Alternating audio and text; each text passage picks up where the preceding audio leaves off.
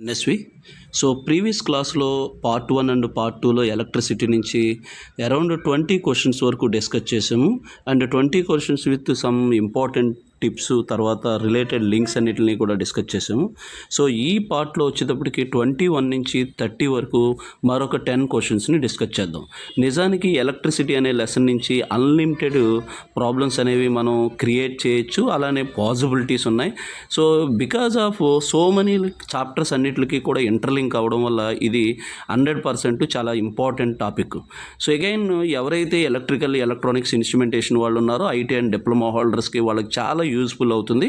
At the same time ఎవరైతే non electrical like for example RRB, ఏఎల్పిలో CBT 1, CBT 2 prepare అవుతున్నారో వాళ్ళకు కూడా ఎలక్ట్రిసిటీ అనే lesson general science point of view ఉంటుంది. అందులో కూడా ఇది చాలా యూజ్ అవుతుంది. సో ఇలా పాలీసెట్ లాంటి వాటికి ఇలాంటివన్నిటికి యూజ్ అవుతుంది. సో కాబట్టి ఇలా రిలవెంట్గా ఎవరైనా ప్రిపేర్ అవుతూ ఉంటే కనుక వాళ్ళకి వీలైనంత వరకు ఫార్వర్డ్ చేయండి. సో సజెస్ట్ చేయండి. సో మీకు కూడా ఇది నచ్చితే కనుక లైక్ చేయండి. So welcome to our channel.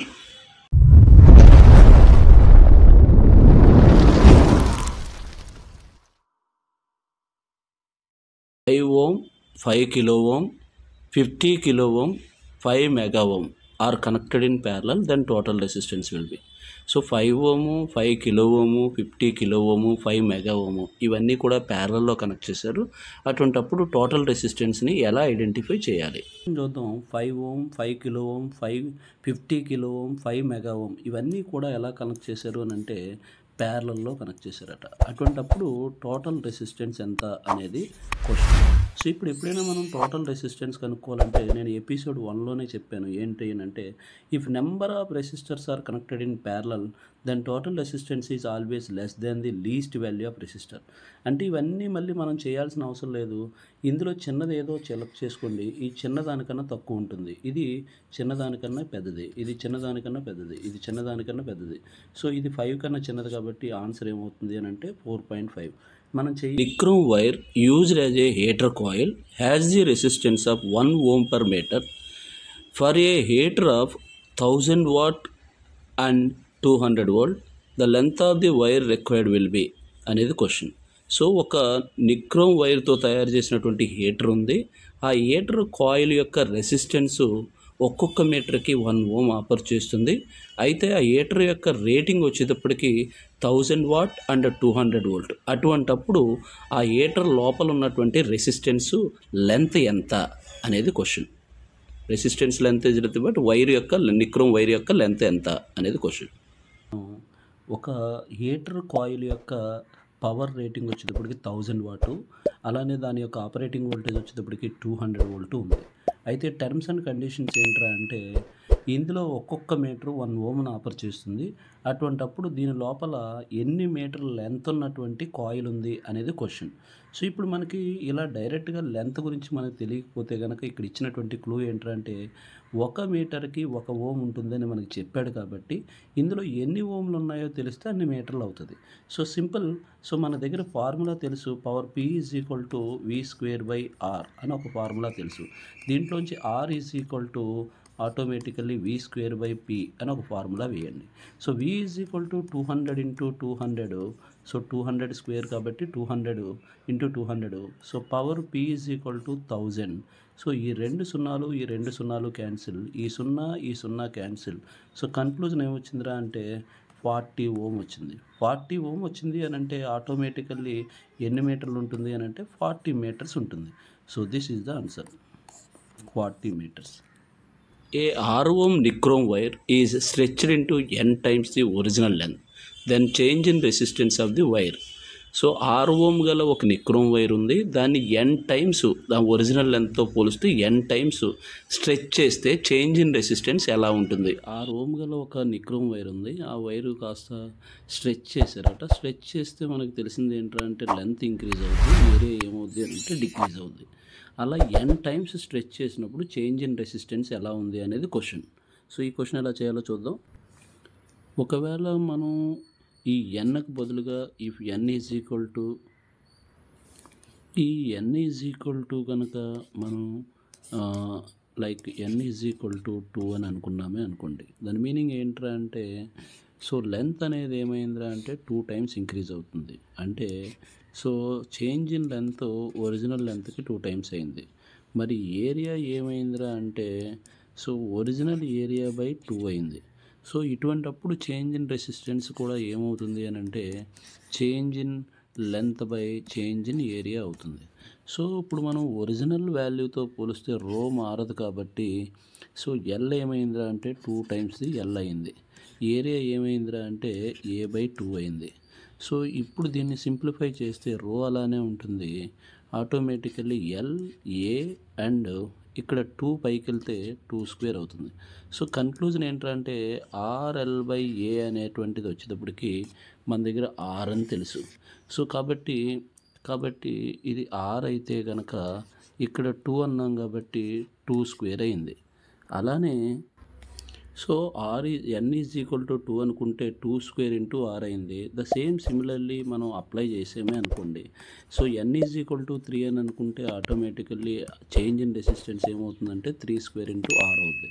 The same similarly if N is equal to ఒకవేళ ఎక్స్ అనుకున్నామే అనుకోండి, చేంజ్ ఇన్ రెసిస్టెన్స్ ఏమవుతుంది అని అంటే ఎక్స్ స్క్వేర్ ఇంటూ ఆర్ అవుతుంది. ఇప్పుడు క్వశ్చన్లో ఏమి ఇచ్చాడంటే if N is equal to N A అనుకున్నాం అనుకోండి, change in resistance is equal to N square into R అవుతుంది. సో కన్క్లూజన్ వచ్చేటప్పటికి ఆన్సర్ ఏంట్రా అంటే ఎన్ స్క్వేర్ ఇంటూ ఆర్. ఏదైనా ఒక వైర్ని ఎన్ టైమ్స్ స్ట్రెచ్ చేశాను, 10 టైమ్స్ స్ట్రెచ్ చేశానంటే 10 స్క్వేర్ ఇంటూ ఒరిజినల్ రెసిస్టెన్స్ వేయండి. Find out the resistance of 100 meter length of wire having cross-sectional area is 4 centimeter square. Take specific resistance of wire is 50 into 10 to the power of minus 5 ohm meter. So ఒక wire 100 metre length ఉన్నటువంటి wire మరియు 4 centimetre square area cross section ఉన్నటువంటి వైర్కి resistance find out చేయమంటున్నాడు. అందులో specific resistance ఎంత అయ్యా అంటే 50 into 10 to the power of minus 5 అనేది.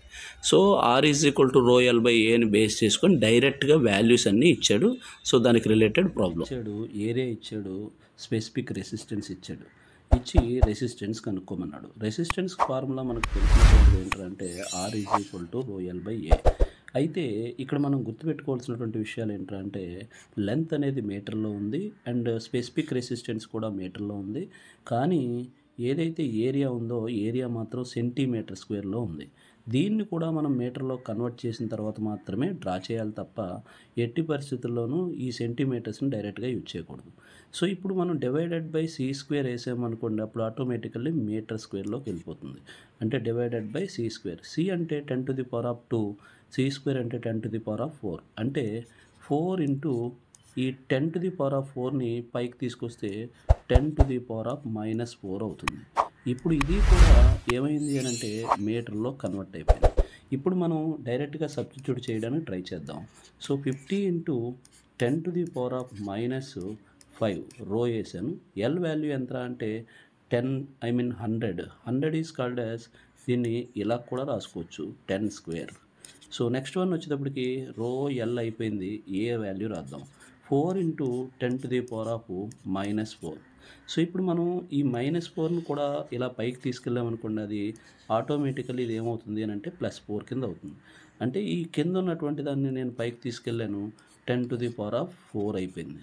ఇప్పుడు మనం జాగ్రత్తగా చూస్తే ఇది +2, ఇది +4, ఇక్కడ ఏమైంది అని అంటే 6 అయింది. ఇక్కడ వచ్చేటప్పటికి -5 అంటే 1 మిగులుతుంది, అంటే ఒక ఓన్లీ 10 మిగులుతుంది.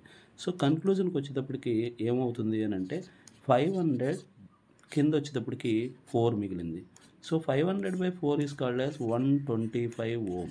So this is the answer.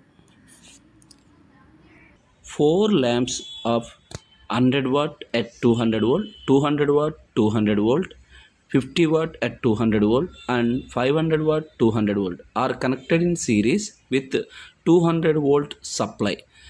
Which lamp gives more brightness. ఇలా 4 ల్యాంపులు ఉన్నాయి. 4 ల్యాంపులు ఒకే వోల్టేజ్ దగ్గర ఆపరేట్ అవుతున్నప్పటికీ కూడా పవర్ రేటింగ్స్ డిఫరెంట్గా ఉన్నాయి. ఇవన్నీ కూడా సిరీస్లో కనెక్ట్ చేశారు. కాకపోతే అప్లైడ్ వోల్టేజ్ కూడా 200 volts ఇచ్చారు. అటువంటప్పుడు ఏ బల్బు బ్రైట్గా వెలుగుతుంది అనేది క్వశ్చన్. మనకు అడుగుతున్నటువంటి రిపీటెడ్ బిట్ ఏంట్రా అంటే, ఇలా ఒక 4 బల్బులు ఉన్నాయి, 3 బల్బులు ఉన్నాయి, 2 బల్బులు ఉన్నాయి, ఏవో ఒక కొన్ని బల్బులు చెప్తూ ఉంటాడు. ఆ బల్బుల యొక్క ఆపరేటింగ్ వోల్టేజ్లు అన్నీ ఈక్వల్గా ఉన్నప్పుడు మాత్రమే ఈ కండిషన్ అప్లై.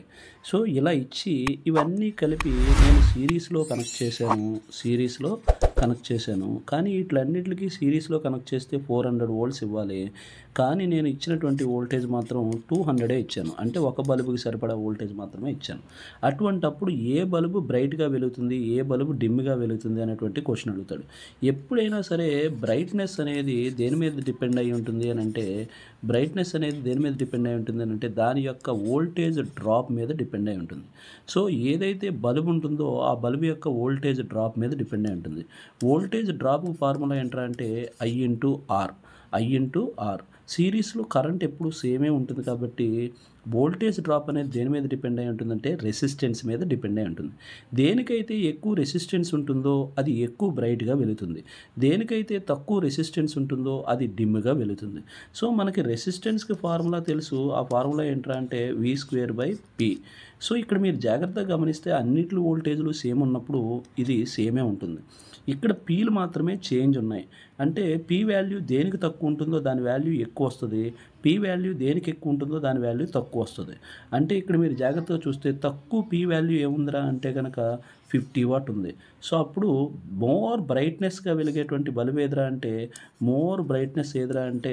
ఏంటంటే 50 వాట్. లెస్ బ్రైట్నెస్ ఏదిరా అంటే ఇక్కడ పీ వాల్యూ ఎక్కువ వేస్తే ఆటోమేటికల్లీ ఆర్ వాల్యూ తగ్గిపోద్ది. ఆర్ వాల్యూ తగ్గిపోతే వోల్టేజ్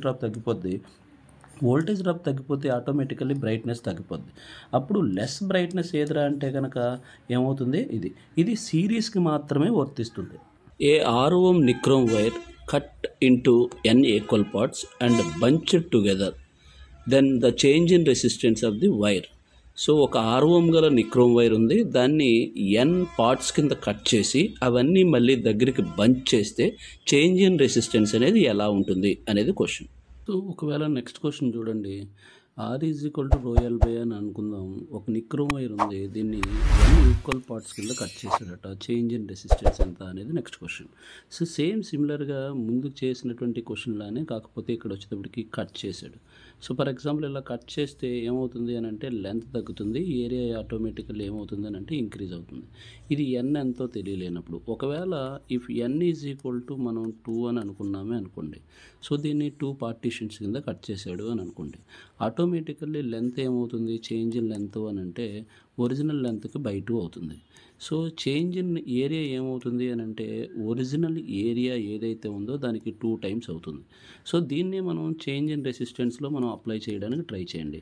సో రో వాల్యూ మారదు కాబట్టి ఎల్ వాల్యూ ఏమైంది అని అంటే L/2 అయింది. ఏరియా వాల్యూ ఏమైంది అని అంటే 2A అయింది. సో కన్క్లూజన్కి వస్తే రో అండ్ ఎల్ అండ్ కింద ఏ కూడా అలానే ఉంది. ఈ బాటంలో ఏమైందంటే E2 మళ్ళీ 2² అవుతుంది.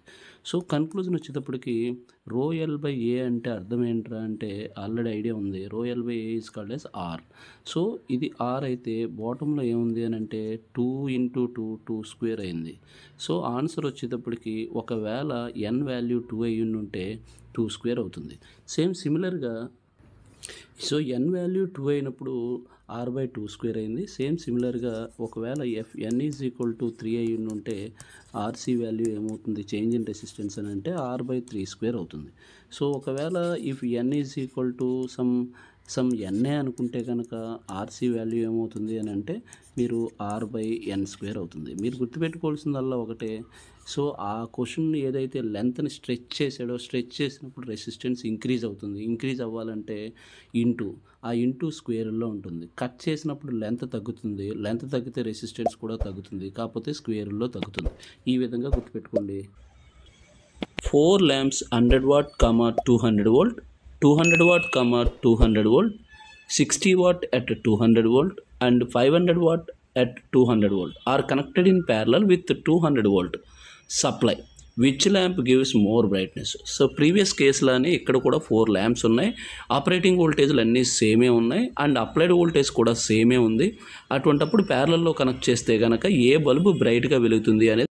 సో ఇలా మరొక క్వశ్చను, ఇలా 4 ల్యాంప్స్ ఇచ్చి ఈ 4 ల్యాంప్స్ కూడా ప్యారలల్లో కనెక్ట్ చేసాము. సో ప్యారలల్లో కనెక్ట్ చేస్తే కనుక ఏ బల్బు బ్రైట్గా వెలుగుతుంది అని అడిగాడే అనుకోండి. నార్మల్గా మనకు ప్యారలల్లో మనకు తెలుసు కాబట్టి హయ్యర్ రేటింగ్ వెలుగుతాయి. అది ఎలా వెలుగుతాయి అనేది మనం ఇక్కడ మాట్లాడదాం. ప్యారలల్లో కండిషన్ వచ్చేటప్పటికి brightness is directly proportional to brightness అనేది ఏదైతే ఉంటుందో అది దేని మీద డిపెండ్ అయి ఉంటుందంటే అందులోకి ఫ్లో అయ్యేటువంటి కరెంట్ మీద డిపెండ్ అయి ఉంటుంది. కరెంట్ అనేది దేని మీద డిపెండ్ అయి ఉంటుంది అని అంటే V/R మీద డిపెండ్ అయి ఉంటుంది. సో నార్మల్గా ఈ ప్యారలల్ సర్క్యూట్లో వోల్టేజ్ అనేది ఎప్పుడు కూడా కాన్స్టెంట్ కాబట్టి దేని మీద డిపెండ్ అయి ఉంటుంది అని అంటే రెసిస్టెన్స్ మీద డిపెండ్ అయి ఉంటుంది. దేంట్లో అయితే రెసిస్టెన్స్ ఎక్కువ ఉంటుందో అందులోకి తక్కువ కరెంట్ వెళ్తుంది. తక్కువ ఉంటే కనుక ఎక్కువ కరెంట్ వెళ్తుంది. ఇప్పుడు సో ప్రీవియస్ కేసులో లాగే R is equal to V² by P అని మనం తీసుకున్నామే అనుకోండి. సో ఇందులో మనం అన్ని వోల్టేజెస్ సేమ్ ఉన్నప్పుడు ఈ కండిషన్ మాట్లాడుతున్నాం. అన్ని వోల్టేజెస్ సేమ్ ఉన్నాయి కాబట్టి ఇక్కడ P దేనికి ఎక్కువ ఉంటే R తక్కువ ఉంటుంది, P దేనికి తక్కువ ఉంటే R ఎక్కువ ఉంటుంది. ఇందులో మనం జాగ్రత్తగా చూస్తే ఇది వచ్చేటప్పటికి తక్కువ ఉంది కాబట్టి ఎక్కువ రెసిస్టెన్స్ ఉంటుంది. ఎక్కువ రెసిస్టెన్స్ ఉంటే ఆటోమేటికల్లీ ఏమవుతుంది అని అంటే అందులోకి తక్కువ కరెంట్ వెళ్తుంది. తక్కువ కరెంట్ వెళ్తే ఇది లెస్ బ్రైట్నెస్ అవుతుంది.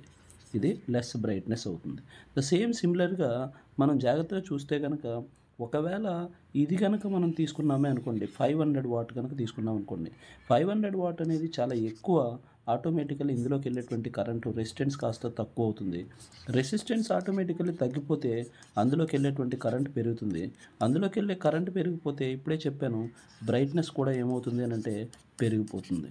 సో కాబట్టి ప్యారలల్లో అయితే కనుక మోర్ బ్రైట్నెస్ ఏది ఇస్తాయి అని అంటే కనుక ఎక్కువ వాటేజ్ ఉన్నటువంటివే ఇస్తాయి. రీజన్ ఏంటి అని అంటే అందులోకి వెళ్ళేటువంటి కరెంట్ని బేస్ చేసుకో. ఏ 100 watt, 200 volt lamp is operated at 100 volts. Then the power consumption is so 200 volt దగ్గర మరియు 100 వాట్ దగ్గర డిజైన్ చేసినటువంటి ఒక బల్బుని 100 వోల్ట్ దగ్గర ఆపరేట్ చేస్తే దాని యొక్క పవర్ కన్జంప్షన్ ఏ విధంగా ఉంటుంది. సో నెక్స్ట్ క్వశ్చన్ వచ్చేటప్పటికి 100 వాట్ 200 వోల్ట్ గల ఒక ల్యాంప్ ఉంది. 100 వాట్ గల ల్యాంప్ ఉంది 200 వోల్ట్ దగ్గర ఆపరేట్ చేసేలా డిజైన్ చేశారు. కానీ అది 100 వోల్ట్ దగ్గర ఆపరేట్ చేస్తే దాని యొక్క పవర్ ఎలా ఉంటుంది అనేది క్వశ్చన్. ఇక్కడ మీరు గుర్తుపెట్టుకోవాల్సినటువంటి ఇంపార్టెంట్ విషయం ఏంట్రా అంటే వోల్టేజ్ మారిన ప్రతిసారి కూడా పవర్ రేటింగ్ కూడా మారిపోద్ది. నాట్ ఓన్లీ పవర్, వోల్టేజ్ మారిన ప్రతిసారి కూడా కరెంటు మారిపోద్ది. ఇక్కడ మనం అకార్డింగ్ టు ఓమ్స్లో ఏం చెప్పాలి అని అంటే వోల్టేజ్ తగ్గితే కరెంటు కూడా తగ్గుతుంది. కరెంటు వోల్టేజ్ తగ్గితే ఆటోమేటికల్లీ పవర్ కూడా తగ్గుతుంది. యాక్చువల్ చేసే ప్రాసెస్ చెప్తాను. నెక్స్ట్ టైం సింపుల్గా ఎలా గుర్తుపెట్టుకోవాలో కూడా మాట్లాడదాం. సో ఫస్ట్ ఆఫ్ ఆల్ మనం గుర్తుపెట్టుకోవాల్సినటువంటి ఇంపార్టెంట్ విషయం ఏంట్రా అంటే వోల్టేజ్లు మారినా కరెంట్లు మారినా ఏం మారినా మారకపోయినా సరే ఎప్పుడూ కూడా ఒక బల్బు కానీ ఒక ఎలిమెంట్ కానీ ఆ ఎలిమెంట్లో ఉండేటువంటి రెసిస్టెన్స్ ఎప్పుడూ కూడా కాన్స్టెంట్గా ఉంటుంది. ఎప్పుడైనా ఇచ్చిన రేటింగ్లు వేరే, ఆపరేటింగ్ రేటింగ్లు వేరేగా ఉన్నప్పుడు ఆ ఎలిమెంట్ యొక్క రెసిస్టెన్స్ని ఫస్ట్ కనుక్కోవడానికి ట్రై చేయండి. Resistance never changes because resistance అనేది లీనియర్. సో ఆటోమేటికల్లీ ఏమవుతుంది అని అంటే అది ఎప్పటికీ కూడా చేంజ్ అనేది అవ్వదు. So resistance is equal to V²/P. V² is called as 200 × 200 divided by P value వచ్చేటప్పటికి సో 100. సో ఇవి యాడ్ చేస్తే క్యాన్సిలేషన్ చేస్తే ఏమవుతుంది అని అంటే 400 ఓం. సో ఈ రెసిస్టెన్స్ అనేది ఏదైతే ఉందో మీరు ఏ వోల్టేజ్ దగ్గర ఆపరేట్ చేసినా సరే ఎప్పుడూ కూడా కాన్స్టెంట్గానే ఉంటుంది. మనం ఈ రెసిస్టెన్స్ని ఆధారంగా చేసుకుని మాత్రమే ఆన్సర్ అనేది సాల్వ్ చేయాలి. ఇప్పుడు మనం ఆన్సర్ సాల్వ్ చేయడానికి వెళ్ళాలి అని అంటే రెసిస్టెన్స్ ఎంత అని తెలిసింది అని అంటే 400, ఆపరేటింగ్ వోల్టేజ్ ఎంత అని తెలిసింది అని అంటే లైక్ 100 volts. సో ఇక్కడ మీరు పవర్ కనుక్కోవడానికి ట్రై చేయండి. పవర్ ఈజ్ ఈక్వల్ టు మన దగ్గర ఫార్ములా ఉంది V²/R. ఇక్కడ ఆపరేటింగ్ వోల్టేజ్ వచ్చేటప్పటికి ఎంత అంటే సో 100 volts, 100 × 100. సో ఇక్కడ రెసిస్టెన్స్ ఎంత అంటే 400 ఓం. సో ఈ 400 ఇది క్యాన్సిల్ చేస్తే ఈ 4 ఇందులో ఏమవుతుంది అని అంటే 25 వాట్.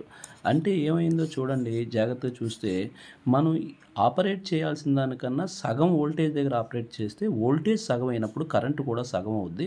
సో వోల్టేజ్ సగం అయినప్పుడు ఆటోమేటికల్లీ కరెంటు కూడా సగం అవుతుంది. కరెంటు కూడా సగం అయితే ఈ సగం స్క్వేర్ చేస్తే ఏమవుతుందని అంటే డివైడెడ్ బై 4 అవుతుంది. ఏ పవర్ రేటింగ్లో అయినా 2 times తగ్గిస్తే 2 square times తగ్గిపోద్ది, 3 times తగ్గిస్తే 3 square times తగ్గిపోద్ది, 4 times తగ్గిస్తే 4 square times తగ్గిపోద్ది. ఇలా మీరు రేటెడ్ కన్నా ఆపరేటింగ్ వోల్టేజ్ ఎన్ని రెట్లు తక్కువ ఉంటే అన్ని రెట్లు తగ్గిపోద్ది పవర్ అనేది. ఇది దీని యొక్క. ఏ 100 watt, 200 volt lamp is operated at 400 volts, then the power consumption is 100 watt, 200 volt దగ్గర డిజైన్ చేసినటువంటి బల్బుని 400 వోల్ట్ దగ్గర ఆపరేట్ చేస్తే దాని యొక్క పవర్ కన్జంప్షన్ ఏ విధంగా ఇప్పటికి సేమ్ ఈ ప్రీవియస్ కేసులోనే 100 వాట్ గల ఒక ల్యాంప్ ఉంది, అది 200 వోల్ట్ దగ్గర డిజైన్ చేశారు, కానీ ఆపరేటింగ్ వోల్టేజ్ వచ్చేటప్పటికి 400. మీరు ప్రీవియస్ కేసుని కనుక మీరు జాగ్రత్తగా అబ్జర్వ్ చేయగలిగితే ఇది కూడా చాలా ఈజీ కాన్సెప్టే. ఎప్పుడు నెవర్ చేంజెస్ రెసిస్టెన్స్ని ఆధారంగా చేసుకుని మాత్రమే పవర్ కనుక్కోవాలి. కానీ అలా ఏమీ అవసరం లేకుండానే మనం ఏం చేద్దామనంటే, ఇక్కడ మీరు గుర్తుపెట్టుకోండి, ఇందాకల కేసులో వోల్టేజ్ ఏమైందిరా అంటే తగ్గింది, ఈ కేసులో వోల్టేజ్ ఏమైందిరా అంటే పెరిగింది. అంటే రేటెడ్ వోల్టేజ్ కన్నా ఈ వోల్టేజ్ ఎన్ని రెట్లు పెరిగిందో చూడండి. అంటే వోల్టేజ్ అనేది 2 టైమ్స్ పెరిగింది. సో ఆటోమేటికల్లీ కరెంట్ కూడా ఏమవుద్ది అని అంటే 2 టైమ్స్ పెరుగుద్ది. సో 2 టైమ్స్ కరెంట్ కూడా పెరిగితే పవర్ ఏమవుతుంది అని అంటే, so 2 times voltage into 2 times current. So అప్పుడు ఆటోమేటికల్లీ ఏమవుతుంది అని అంటే 2 × 2 is nothing but 2 square times. So power పెరుగుతుంది. 2 square times is called as, so 4 into original rating ఎంత ఇచ్చాడు అని అంటే కనుక 100 వాట్ ఇచ్చాడు. సో అప్పుడు ఆన్సర్ ఏమవుతుంది అని అంటే 400 వాట్. ఇప్పుడు మీరు గుర్తుపెట్టుకోవాల్సిందల్లా ఒకటే, ఇక్కడతో పోలిస్తే ఇక్కడ ఎన్ని రెట్లు ఎక్సెస్ కరెంట్ వోల్టేజ్ ఉందో చూడండి. ఎన్ని రెట్లు వోల్టేజ్ ఎక్సెస్ ఉంటే అన్ని రెట్లు పవర్ అనేటువంటిది, అన్ని స్క్వేర్ టైమ్స్ పవర్ అనేటువంటిది పెరుగుతుంది. అంటే ఇక్కడ 2 టైమ్స్ ఉంటే 2 స్క్వేర్ టైమ్స్, 3 టైమ్స్ ఉంటే 3 స్క్వేర్ టైమ్స్, 4 టైమ్స్ ఉంటే 4 స్క్వేర్ టైమ్స్. ఇలా మీరు ఇక్కడ రేటెడ్ వోల్టేజ్ కన్నా సో ఆపరేటింగ్ వోల్టేజ్ ఎన్ని రెట్లు ఉంటే అన్ని స్క్వేర్ టైమ్స్ పెరుగుతుంది అనేది మీరు గుర్తుపెట్టుకుంటే సరిపోతుంది. 2 identical lamps are connected in parallel with V voltage, then the total power is 200 volt. The same lamps are reconnected to series with the same applied voltage, then total power consumption అనేది question. అంటే రెండు ఒకేలాంటి బల్బుల్ని ప్యారలల్లో connect చేశారు, దానికి V అనే వోల్టేజ్ని apply చేశారు. అటువంటప్పుడు total voltage total power 200 what. అటువంటప్పుడు అవే ల్యాంప్స్ని సిరీస్లో కూడా కనెక్ట్ చేశారు, కాకపోతే సేమ్ అప్లైడ్ వోల్టేజ్ అయినప్పుడు. అటువంటప్పుడు పవర్ కన్జంప్షన్ ఎలా ఉంటుంది అనేది క్వశ్చన్. 2 ల్యాంప్స్ ఐడెంటికల్ ల్యాంప్స్ ఉన్నాయి. ఈ 2 ఐడెంటికల్ ల్యాంప్స్ యొక్క టోటల్ పవర్ ఎంత అంటే 200 వాట్. ఇవే ల్యాంప్స్కి సిరీస్లో కనెక్ట్ చేసి with same applied voltage connect చేస్తే కనుక ఇక్కడ టోటల్ పవర్ ఎంత అవుతుంది అనేది క్వశ్చన్. సో ఇప్పుడు జాగ్రత్తగా చూస్తే 2 ఐడెంటికల్ ల్యాంప్స్ యొక్క టోటల్ పవర్ ఎంత అంటే 200 వాట్ ఉంది. అంటే ఇది ఏమై ఉండొచ్చు అని అంటే 100 వాట్ అయి ఉంటుంది, ఇది కూడా ఏమై ఉంటుంది అని అంటే 100 వాట్ అయి ఉంటుంది. సో సిరీస్లో అయినా ప్యారలల్లో అయినా పవర్స్ ఆర్ ఎడిటివ్ నేచర్ అని మనం చదివాం. సో కాబట్టి ఇది ఆటోమేటికల్లీ ఎంత అవుతుంది అని అంటే 100 వాట్ అవుతుంది, ఇది కూడా ఎంత అవుతుంది అని అంటే 100 వాట్ అవుతుంది. ఎప్పుడైనా మనం గుర్తుపెట్టుకోవాల్సినటువంటి ఇంపార్టెంట్ విషయం ఏంటంటే, ఏ బల్బ్ అయినా సరే ఏ వోల్టేజ్ దగ్గర అయితే డిజైన్ చేస్తామో అదే వోల్టేజ్ దగ్గర ఆపరేట్ చేసినప్పుడు మాత్రమే ఆ amount of power total rated power దగ్గర ఆపరేట్ అవుతాయి. ఇక్కడ వచ్చేటప్పటికి V అనేటువంటి వోల్టేజ్ దగ్గర అప్లై చేశారు, అంటే దీనికి వీనే దీనికి వీనే. వేరే సిరీస్లో వచ్చేటప్పటికి ఆటోమేటికల్లీ ఏమవుతుంది అని అంటే, ఇక్కడ మీరు సేమ్ వోల్టేజ్ అప్లై చేయడం వల్ల ఇక్కడ V/2 అవుతుంది, ఇక్కడ కూడా V/2 అవుతుంది. అంటే వోల్టేజ్ ఏమైందిరా అంటే ఆఫ్ అయింది. ఎప్పుడైతే మీకు వోల్టేజ్ ఆఫ్ అయిందో automatically according to Ohm's law current కూడా ఆఫ్ అవుద్ది. సో పవర్ ఫార్ములా ఏంట్రా అంటే వోల్టేజ్ ఇంటూ కరెంటు. ఇప్పుడు ఆటోమేటికల్లీ వోల్టేజ్ సగం అయింది, అలానే కరెంటు కూడా ఏమైంది అని అంటే సగం అయింది. సో ఈ రెండు మల్టిప్లై చేస్తే ఏమవుతుంది అని అంటే పవర్/4 అవుతుంది, పవర్/4. So voltage into current is called as P and 2 × 2 is called as 4. So automatically total పవర్లో ఈ రెండింటిని యాడ్ చేస్తే ఎంత అవుతుంది అని అంటే 200 వాట్. ఎంత వచ్చింది అని అంటే 200 వాట్. ఈ 200 వాట్ని 4 చేస్తే ఏమొస్తుంది అని అంటే like that is nothing but 50 what. So ఇలా చెప్పొచ్చు. లేదు అని అనుకుంటే ఈ ఒక్కటే /4 అవుతుంది, ఈ ఒక్కటే /4 అవుతుంది. అంటే so total P is equal to P1/4 అవుతుంది ప్లస్ P2/4 అవుతుంది. అంటే కాన్సెప్ట్ ఈజ్ నథింగ్ బట్ తనకు అప్లై చేసిన వోల్టేజ్ ఆఫ్ అయితే కనుక అందులోకి వెళ్ళే కరెంట్ కూడా సగం అవుతుంది. ఆటోమేటికల్లీ పవర్ అనేది /4 అవుతుంది, పవర్ అనేది /4 అవుతుంది. Again 100/4 plus 100/4. సో 100/4 అంటే ఎంత అంటే 25 + 25. So which is called as ఏంట్రా అంటే 50 వాట్. సో ఇలా చెప్పొచ్చు. లేదా ఎప్పుడైనా సిరీస్లో కానీ ప్యారలల్లో కానీ తనకి ఎంత వోల్టేజ్ కావాలో అంత వోల్టేజ్ ఇవ్వకపోతే, అది సిరీస్లో పర్టికులర్లీ రెండే వాటేజ్లు ఉంటే అప్పుడు మీరు డైరెక్ట్గా కావాలంటే ఒక ఫార్ములా వాడచ్చు. P1 × P2/P1 + B21 వాడినా సరే సరిపోతుంది. This is the answer.